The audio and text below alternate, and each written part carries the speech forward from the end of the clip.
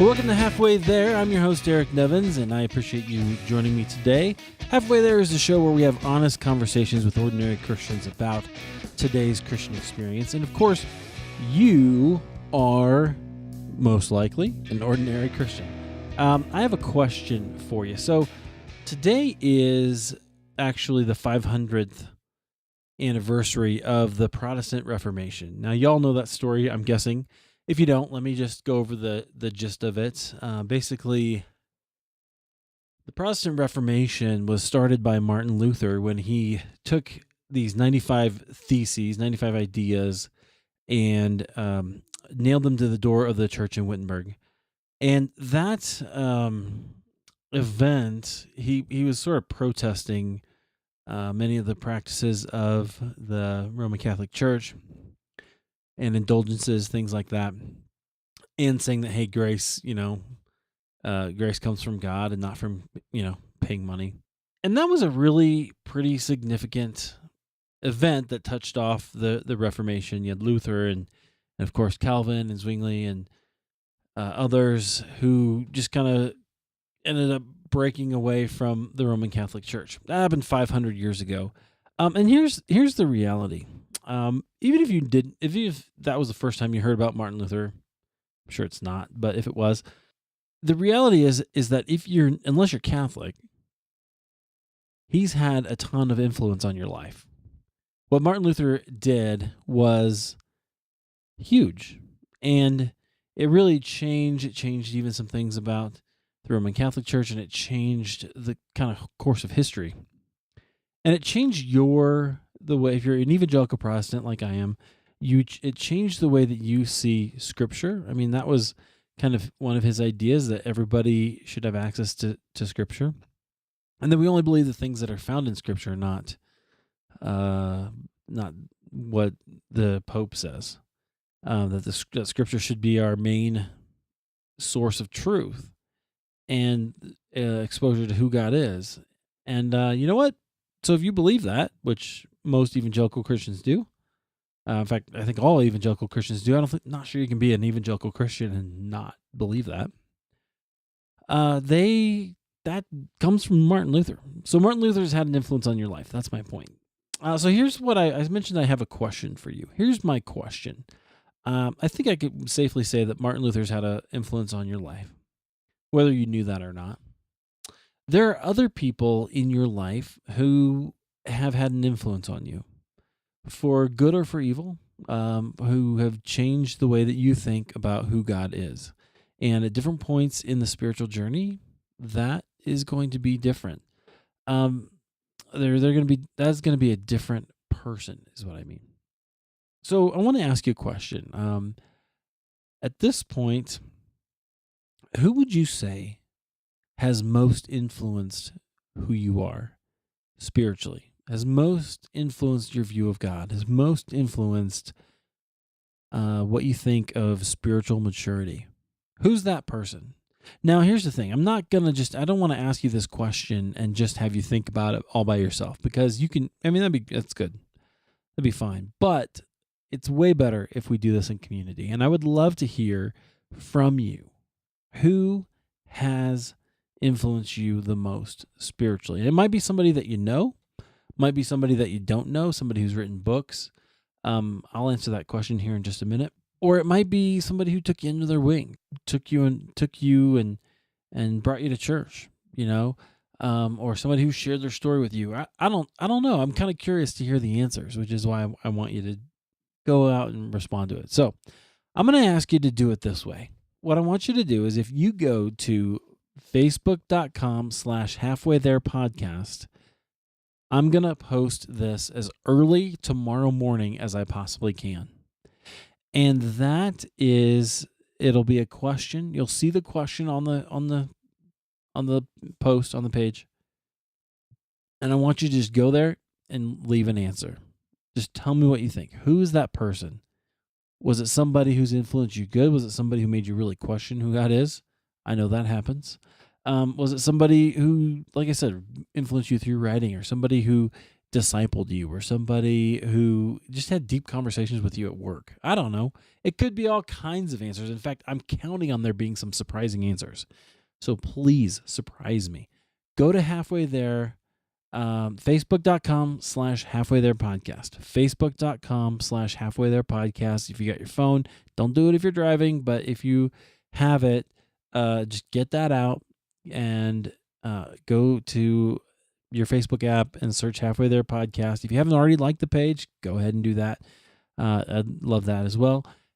Tell me what you think. I'd love to hear the answer to who has influenced you the most on the anniversary of the Protestant Reformation, which arguably, whether you knew what all that involved or not, has had a huge impact on all of us who are not Catholic but Christian, okay?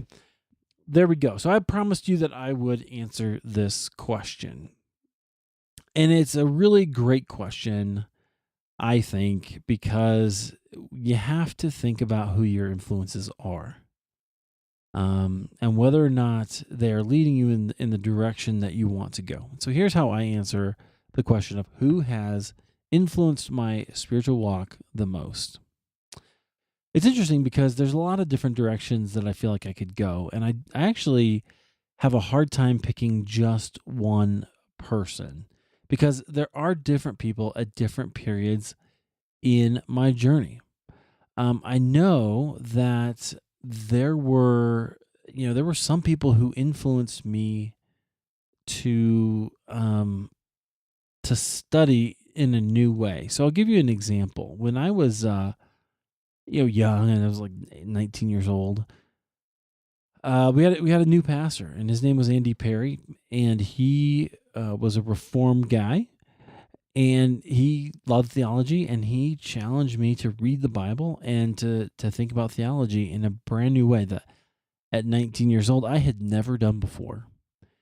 And I was already going to go to Trinity in Chicago. And some of you know, I had Tim Voss on. He was one of my professors when I was at Trinity. Go look that up in the archives. Great conversation. Loved that one. But that particular event, until that year right before I went there, I had studied some. We had good teaching. And that's a whole nother person, right? So, oh man, if you go in order, so obviously there's my parents. There's a guy named Jim Armstrong who every year when Facebook tells me it's his birthday, I tell him how thankful I am for him because he really invested in me and some of our friends. And Andy Perry kind of introduced me to theology. And then I went to college. And there were certainly teachers and mentors who influenced me a lot. I'm trying to think. But one of the big events that happened to me was discovering this thing called spiritual formation. And the reality is we're always being formed spiritually, whether we know it, whether it's intentional, or whether it's something that we're trying to get done in a certain way. It's always happening to us. So that's kind of a weird term to use, but when I discovered that, it really answered a lot of questions for me that I had about the journey. And the person that I discovered that from was Dallas Willard. In his book, The Spirit of the Disciplines, sent me on a whole different trajectory in my life and my career. When I read that book, I read it because there were a lot of people. This is one of those ways, man, when I look back and I go, God directed me in a way. There were a lot of friends that I had who were reading other books about spiritual disciplines, including Richard Foster's, and I got that one and I've read it and practiced some of it. And there's a book by a guy named Whitney about the spiritual disciplines, and also good, very good. I'll link those up in the show notes so you can grab them if you want them. But it was the Spirit of the Disciplines that I read, and I was a little frustrated because I was looking for something more like the others where they would tell me a little bit about how to do them and why to do them. And I guess he delivered on the why, but not necessarily the how or the details of what a spiritual discipline is like. And so in a very real sense, if I had to pick anyone, even though I've had a lot of good mentors, great mentors, especially after I came to seminary here in Denver, had some amazing mentors. But if I had to pick one person, it would probably be Dallas Willard and his writings and his the kind of things that he said. What I found in the Spirit of the Disciplines was a commitment to the fact that God is after a relationship with you and me, and that we enter into the disciplines not to check things off on a list, not to earn spiritual brownie points, but to prepare ourselves to have a relationship or to give space for God in our lives. And I thought that was amazing. In the back of that book, there was a little appendix called "Is Discipleship for Super Christians Only?" And that absolutely changed my life. I read that little epilogue probably 10 times, because I knew, like, in my church, whether it was spoken or not, we had grown up kind of thinking of people who were quote unquote disciples as being sort of the spiritual people, the missionaries and the pastors, and ourselves as just kind of whatever. And Dallas Willard said, that's not possible. You simply cannot be a follower of Jesus and not be a disciple. They're the same thing. And that changed my life. It just changed the way I started to think about who I was and who I was being called to be, and kind of what I wanted to communicate in the world, and which is a big part of what I do here on Halfway There. I like to our motto is conversations, honest conversations with ordinary Christians about today's Christian experience. Why? Because every believer, including you, has a story. And that story needs to be told. It needs to be shared, because other people have the same kind of story or similar experiences, and they have no idea that they're not alone. And they think, well, I'm not maybe a very good Christian because I'm having doubts, or I'm having concerns, or I'm not sure that I'm real happy with God right now, and I don't get it. And so when you come on the show and people share their story with me and they express those things, I love it. I absolutely love it, because it means, hey, this is part of the story. It's part of the ordinary journey to go through these kinds of things. So I hope, my deep, deep hope is that you are encouraged by those things. So there's my long answer to a fairly short question. Who has influenced you the most in your spiritual walk? I'm going to put up a page that just asks you to leave me a note and let me know who that is. You have my answer, sort of roundabout in the long ways. That's just how I think. Hope that's okay with you. And I want to invite you again, go to facebook.com/halfway there podcast and find this page. It'll be very top, first thing in the morning on Monday, October 30th, Reformation Day. And you can let me know exactly who that person is. And if you have a long rambling answer, or you have multiple answers, love it. I can't wait. Can't wait to hear that. All right. Thank you so much for listening. So an update on kind of where we're at, and the reason why I'm doing this is kind of twofold. One, I just love asking questions, and I really want to hear from you. And two, I'm in the middle of kind of setting up a whole nother round of interviews, and they seem to go in spurts sometimes, and that's great. That just is sort of the nature of this beast. And so I've got a couple of really great ones coming up that I'm just totally stoked about and can't wait to bring out to you.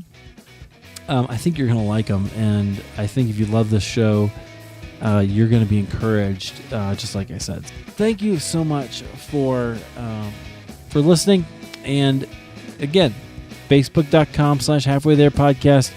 I can't wait to hear from you, and we'll catch you next week. Keep the faith.